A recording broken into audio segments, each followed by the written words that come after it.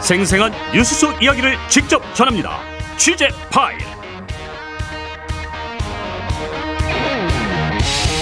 네, 취재 파일 시간입니다. 김정아 기자 나와 있습니다. 어서 오세요. 네, 안녕하세요. 넷플릭스 드라마 더글로리가 아주 화제를 끌면서 네. 학교폭력 문제 정말 다시 경각심이 높아졌잖아요. 네. 정부가 어제 학교폭력 대책 발표한 거 오늘 살펴보는 거죠? 네. 최근 또 정순신 변호사 자녀의 과거 학교폭력 가해 사실이 밝혀지면서 학교폭력에 대한 사회적 공분과 경각심이 어느 때보다 높아진 상황인데요. 네. 정순신 변호사 청문회가 근데 내일로 잡혀 있어요. 네, 그렇습니다. 하지만 이번에도 불출석한다고 밝혔는데요. 국회 교육위원회에 따르면 정순신 변호사는 공황장애 진단을 받았다는 이유로 불출석 사유서를 냈습니다. 지난번에도 똑같이 공황장애 진단을 받았다면서 불출석 서류를 냈었거든요. 진짜 이유가 있다기보다는 왠지 좀 자리를 피하는 느낌이 드는데요. 네, 그래서 국회 교육위는 핵심 인물인 정 변호사가 불참하는 상황이니까 이 청문회를 진행할 수 없다고 보고 이번 금요일에 다시 열기로 했던 건데요. 이번에도 또 불출석하겠다는 겁니다. 그래서 국민들의 공분이 높아지고 있는 상황입니다. 또 이번 사건으로 인해서 학교 폭력이 정말 심각하구나, 또 정말 대책이 마련돼야 하구나 하는 상황을 느낀 거죠. 네, 정부가 어제 학교 폭력 대책을 발표했는데 이게 또 여러 가지 다 흐름이 이어지고 있어요. 네, 그렇습니다. 이제 국가수사본부장 인사참사 이후에 윤석열 정부가 이제 느닷없이 학교폭력 방지 대책을 수립하겠다고 나섰습니다. 정순신 변호사가 지난 2월 25일에 자진 사퇴를 했는데요.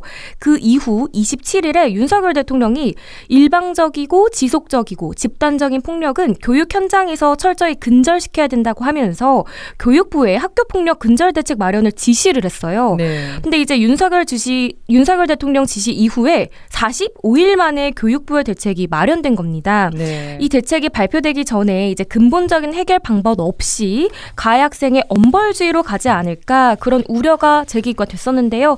이런 우려들이 딱 적중을 했습니다. 네, 지금 가장 핵심적으로 거론되는 게 가해 학생의 학교폭력 조치 기록이 최대 4년 동안 보존된다는 거네요. 네, 맞습니다. 정부가 어제 발표한 학교폭력 근절 종합대책을 살펴보면요. 크게 세 가지로 정리를 할 수 있습니다.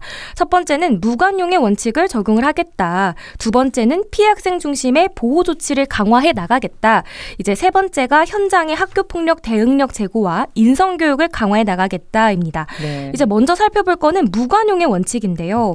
학교폭력 가해 학생들에게 엄정한 조치를 내려서 모든 학생들에게 학교폭력에게는 반드시 불이익이 따른다는 인식을 확립하겠다는 겁니다. 네. 그러면 이런 인식을 확립하기 위해서는 처벌이 강화돼야 되잖아요. 네. 그래서 이제 출석 정지, 학급 교체, 전학이라는 처분의 경우에는 학생부 기록 보존 기간을 이제 졸업 후 4년까지 연장이 되는데요. 원래는 2년이었습니다. 네. 근데 이제 4년으로 연장이 되니까 대학 입시뿐만 아니라 졸업까지도 이제 불이익을 받을 수 있다는 인식이 각인이 되는 거죠. 네. 그래서 이제 결론은 가해 학생이 받는 불이익이 확대된다는 겁니다. 근데 반대로 생각하면 이제 불이익이 확대되니까 가해 학생들이 기록이 남지 않게 하려고 더 악랄하게 대응을 할 수도 있어요. 네, 맞습니다. 이게 그럼 4년이면 대학 입학 취업까지 다 연결이 되는 거니까요. 네, 그렇습니다. 그래서 현장에서는 이 가해 학생이나 부모가 학생부 기재를 막기 위한 소송을 남발할 수 있다는 우려가 있다고 지적을 했습니다. 네. 지금 이미 학교폭력 전문 변호사, 로펌들이 많이 생긴 추세거든요. 네. 근데 이런 현상들이 더 가속화될 거라는 거죠. 또 학교폭력이라는 단어를 검색을 하더라도 검색 포털 사이트에 정말 로펌들의 광고 사이트들이 정말 많이 뜨거든요.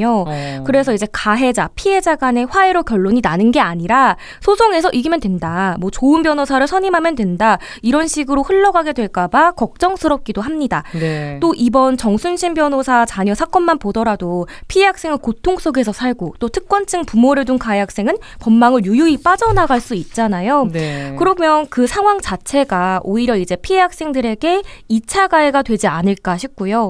결과가 어떻게 나오는지에 따라서 이제 가해 가해 학생에게는 면죄부를 주어주지 않을까 이런 우려들도 나오고 있는 상황입니다. 네. 또 이제 학교에서는 가해 학생과 피해 학생 간의 용서와 화해를 주도해야 되는 역할이 있잖아요. 네. 근데 이제 학교의 그런 역할들이 사라지고 사법부의 의존성이 늘어갈 수 있다는 거죠. 또 학교에서도 가해 학생에 대한 징계와 선도에 초점을 맞추느라 이 피해 학생들의 회복과 치유를 놓칠 수 있다 이런 우려도 나오고 있는 상황입니다. 네, 여러 가지 우려가 나오고 있는데 정부가 다음으로 강조한 게 피해 학생 중심의 보호 강화하겠다고 했네요. 네, 그렇습니다. 이제 정부가 피해 학생을 위한 맞춤형 밀착 지원을 하겠다고 하면서 피해 학생 전문 지원 기관을 확대하겠다라고 밝혔거든요. 네. 지금 303개인데 4개로 늘리겠다는 겁니다. 400개로. 네, 근데 이제 수를 늘리는 것도 중요하긴 한데요. 가해 학생 특별 교육기관은 6,000개가 넘거든요. 그렇기 때문에 이 피해 학생을 위한 기관을 늘리는 데는 찬성입니다. 근데 왜냐하면 지방에 같은 경우에는 시설이 더 부족하다고 하더라고요. 그래서 상담을 받기 위해서 몇 달을 기다려야 된다고 하는데, 근데 우려스러운 점이 무늬만 피해 학생 전문 지원 기관이 될까 이런 것들이 좀 걱정이 됩니다. 왜냐하면 네. 피해 학생 부모님들을 만났을 때 막상 그런 센터들을 방문을 했는데 일반 병원이거나 병원 안에 그냥 작은 상담실로 만들어두거나 그래서 더 속상하셨다고 해요. 진짜 무늬만 지원 기관인 곳들이 꽤 있었나 봐요. 네, 그래서 지금 있는 시설들이 제대로 운영이 되고 있는지 다시 한번 점검할 필요가 있다는 생각이 들고요. 또 만약에 무늬만 피해 학생 전담 기관이라면 이미 잘하고 있는 센터에 더 폭넓게 지원을 하는 게 더 좋을 것 같다는 생각도 듭니다. 네, 정부가 피해 학생 지원을 강화하겠다고 했는데 피해 학생 상담이 근데 의무가 아니라면서요? 네, 저도 취재하면서 좀 놀랐던 부분인데요. 학교에서는 의무적으로 가해 학생 프로그램을 운영하게 돼 있다고 합니다. 그래서 가해 학생 상담은 의무적인데 피해 학생의 경우에는 본인의 의사 선택에 따라서 상담이 진행이 된다고 해요. 네. 근데 이제 피해 학생 부모님께 얘기를 들어보니까 당연히 의무적으로 해야 되는 거 아니냐 하시더라고요. 왜 이게 의무로 돼 있지 않았을까요? 이 부분이 의문이네요. 그렇죠. 이제 아무래도 학교에서 가해 학생이 선도에 조금 더 초점을 맞추느라 그런 게 아닌가 싶은데요. 피해 학생의 경우에는 성인이 될 때까지도 이게 트라우마로 남을 수 있는데 그걸 좀 사전에 막기 위한 상담이 꼭 필요하다고 강조를 하시더라고요. 네. 또 학교 차원의 이게 꼭 의무적으로 진행이 돼야 된다는 생각이 듭니다. 네. 그러니까 피해 학생을 위한 상담 기관도 부족한데 기숙형 전담 기관은 전국에 딱 한 곳뿐이라고요. 대전에 있는 해맑음 센터 이야기인데요. 전국에 정말 딱 한 곳에 있는 기숙형 피해 학생 전담 기관입니다. 이곳은 피해 학생들이 이제 몸과 마음을 치유하면서 교과 수업을 들을 수 있고요. 출석 일수도 인정을 받을 수 있는 곳이에요. 근데 이곳이 이제 문을 닫을 위기에 처해 있는데 제가 2021년에 2년 전에 이 학교폭력 관련해서 해맑음 센터에 방문을 했었는데 네. 그때와 이번에 갔었을 때 시설이 너무 많이 안 좋아져 있더라고요. 왜 그랬을까요? 근데 그럴 수밖에 없는 게 이 해맑음 센터가 오래된 폐교를 개조해서 만든 곳입니다. 또 그리고 개소한 지가 10년째거든요. 네. 그러다 보니까 이제 건물 곳곳에는 성한 곳이 없었습니다. 아이들의 기숙사 같은 경우에는 바닥은 2등급, 전체적으로는 D등급이 나와서 아예 건물이 폐쇄가 됐어요. 위험한 상황이네요. 네네. 그래서 아이들은 이제 당직 선생님이 있는 방에서 함께 생활을 하고 있었습니다. 지금 그러면 새로 짓거나 다른 곳으로 옮겨야 될 것 같은데요. 하지만 이곳이 개발 제한구역으로 묶여 있어서 또 이제 폐교라서 새로 지을 수가 없습니다. 그래서 교육청이 새 부지를 제공하겠다고 한 곳이 총 5곳이었는데요.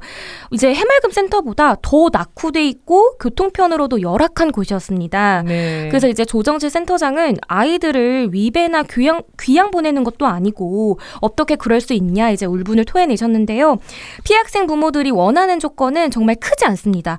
전국에서 오다 보니까 교통편이 좋은 곳, 그리고 접근성이 좋은 곳, 아이들이 이제 누릴 수 있는 문화적 공간이 있었으면 좋겠다는 건데요. 네. 이제 소수의 목소리라고 해서 이들을 위한 지원이 작아야 되는 건 아니잖아요. 이제 하루빨리 해맑음 센터의 새 부지가 좋은 곳으로 이제 마련되길 바라봅니다. 네. 한 곳뿐이라는 얘기 옮기더라도 더 추가로 이게 증설이 돼야 될 것 같다는 생각도 듭니다. 학교폭력 관련해서 취재를 다방면으로 했는데 느낀 점도 많을 것 같아요. 조금 더 이제 교육부에서 촘촘한 대책이 마련돼야 된다고 보고요. 조금 이제 피해 학생의 목소리를 들어야 된다 생각이 듭니다. 이제 학교폭력 피해 학생 부모님들을 만났을 때 교육부가 또 이제 현장 목소리를 듣지 않는다 많이 이제 울분을 토해내셨는데 이런 피해 학생 부모님들 이제 피해 학생들을 직접적으로 만나서 이런 것들을 이제 정책에 반영해야 된다고 봅니다. 네, 또 대책이 너무 처벌 위주로 꾸려진 게 아닌지 이런 네, 부분도 맞습니다. 좀 염려가 되기도 하고요. 네, 알겠습니다. 여기까지 듣겠습니다. 취재 파일 김정아 기자 수고했습니다. 네, 감사합니다.